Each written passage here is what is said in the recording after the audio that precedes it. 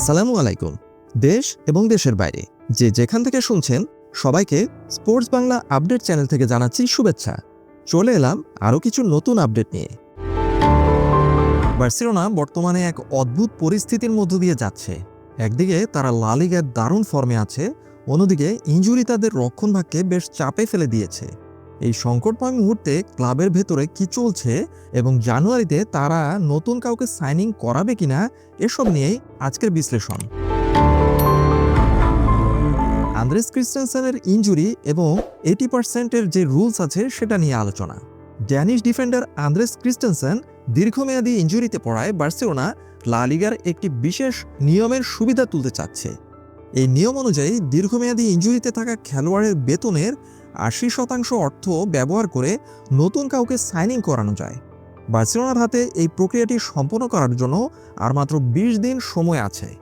Sporting director ডেকো এবং coach Hansi Flick এখন premier লিগের দিকে নজর রাখছেন, যেখানে দারুণ কিছু ডিফেন্ডার বর্তমানে অ্যাভেলেবল আছে।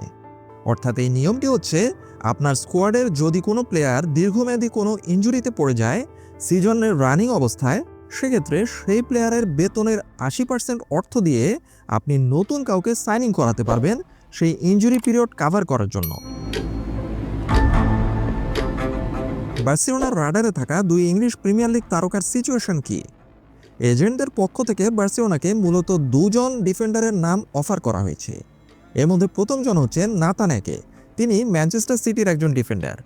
ম্যানচেস্টার সিটির এই ডাচ ডিফেন্ডার বর্তমানে পেপ গার্দিওলার স্কোয়াডে খুব বেশি খেলার সময় পাচ্ছেন না এবং সুযোগও পাচ্ছেন না। এই সিজনে তিনি মাত্র 3টি চ্যাম্পিয়ন্স লিগ ম্যাচ খেলার সুযোগ পেয়েছেন। তিনি একজন সেন্ট্রাল ব্যাক এবং ফুল ব্যাক দুই পজিশনেই খেলতে পারেন। 2026 বিশ্বকাপে নেদারল্যান্ডসের মূল একাদশে জায়গা নিশ্চিত করতে তিনি এখন নিয়মিত খেলার সুযোগ খুঁজছেন। তবে ম্যানচেস্টার সিটি তাকে স্থায়ীভাবে বিক্রি করতে চায়, যা বার্সেলোনার জন্য একটি আর্থিক চ্যালেঞ্জ হতে পারে। কারণ বার্সেলোনার টার্গেট হচ্ছে সামনের জানুয়ারি ট্রান্সফার উইন্ডোতে ডিফেন্ডার হিসেবে একজন তারকা খেলোয়াড়কে লোনে নিয়ে আসা। কারণ নতুন কাউকে সাইনিং করানোর মতো আর্থিক সক্ষমতা এই মুহূর্তে বার্সেলোনার নেই। সেকেন্ড প্লেয়ারটি হচ্ছে চেলসির অ্যাক্সেল ডিসাসি। চেলসিতে এই মুহূর্তে বেশ কয়েকজন সেন্টার ব্যাক রয়েছেন। সেই সব সেন্টার ব্যাকদের ভিড়ে এই অ্যাক্সেল ডিসাসি অনিয়মিত হয়ে পড়ছেন। তিনিও খেলার সময় পাচ্ছেন না এবং সুযোগ পাচ্ছেন না। 45 মিলিয়ন ইউরোর এই ডিফেন্ডার বর্তমানে চেলসির মূল পরিকল্পনা থেকে কিছুটা দূরে অবস্থান করছেন। ডিসাসি মূলত তার শারীরিক শক্তি এবং উচ্চতার জন্য সুপরিচিত। এসি মিলান তাকে চাইলেও তিনি বার্সেলোনার কাছ থেকে কোনো সংকেত পাওয়ার অপেক্ষায় আছেন বলে জানা গেছে। অন্যদিকে কোচ হ্যান্সি ফ্লিকের বিকল্প পরিকল্পনাও রয়েছে এবং তিনি ধীরে চলন নীতি অবলম্বন করতে চাচ্ছেন। বার্সেলোনা কোনো তাড়াহুড়া করতে চায় না, কারণ তারা লা লিগায় বর্তমানে খুব সুবিধাজনক অবস্থায় অর্থাৎ টপ পজিশনে রয়েছে। কোচ হ্যান্সি ফ্লিক বিশ্বাস করেন জানুয়ারি ট্রান্সফার উইন্ডোর একেবারে শেষ দিনগুলোতে ভালো কোনো সুযোগ আসলেও আসতে পারে, সেটাই তিনি কাজে লাগাতে চান। এবং সেক্ষেত্রে কোচ হ্যান্সি ফ্লিক চান কোনো প্লেয়ারকে লোনে নিয়ে আসতে। এছাড়াও কোচ হ্যান্সি ফ্লিকের হাতে বেশ কিছু ঘরোয়া সমাধানও রয়েছে, অর্থাৎ তার ঘরের ভিতরেই সমাধান রয়েছে। এক্ষেত্রে প্রথম পছন্দ এরিক গার্সিয়া। এরিক গার্সিয়াকে কোচ হ্যান্সি ফ্লিক প্রায় সময়ই ডিফেন্ডার হিসেবে খেলিয়ে থাকেন।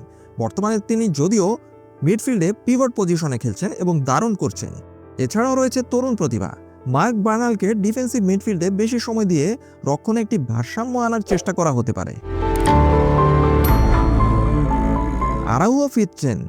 মানসিক অবসাদ থেকে ফিরে আগামী 29শে ডিসেম্বর রোনাল্ডো আরাউহোর মূল দলের সাথে অনুশীলনে ফেরার কথা রয়েছে।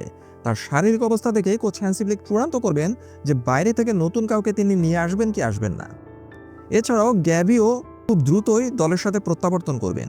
ফেব্রুয়ারির মাঝামাঝি গ্যাভি ফিল্ডে মাঝমাঠ শক্তিশালী হবে।